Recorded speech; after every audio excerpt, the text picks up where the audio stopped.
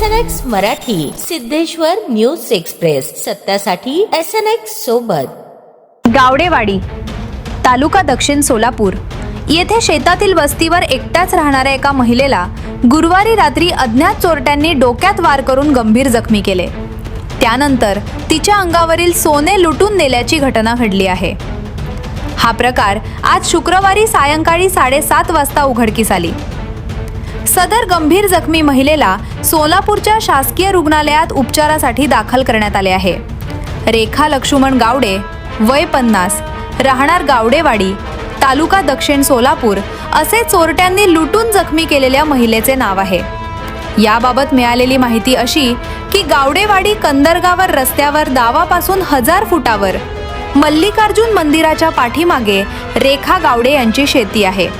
चारही बाजूंनी ऊस असलेल्या शेतात एका पत्रा शेडमध्ये त्या एकट्याच राहतात। त्यांना 2 मुले असून ती ढोक बाबुळगाव, तालुका मोहोळ येथे त्यांच्या माहेरी राहण्यास आहेत। काल गुरुवारी रात्री त्या पत्रा शेडच्या आपल्या वस्तीवर एकट्याच झोपल्या होत्या, तेव्हा अज्ञात चोरट्यांनी वस्तीवर येऊन त्यांच्या अंगावरील सोने लुटण्याचा प्रयत्न केला। विरोध केल्यानंतर धारधार हत्याराने डोक्यात वार केले। डोक्यात गंभीर वार झाल्याने त्या रक्तबंबाळ होऊन बेशुद्ध पडल्या।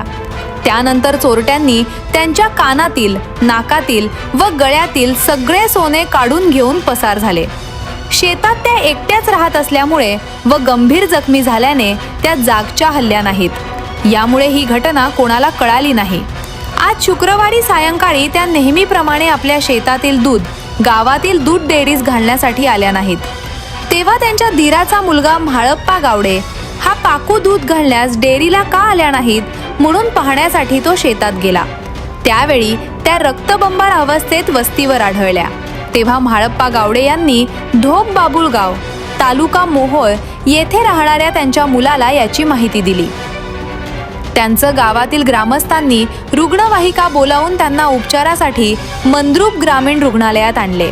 गंभीर जखमी झाल्याने त्यांना पुढे सोलापूरच्या शासकीय रुग्णालयात हलवण्यात आले।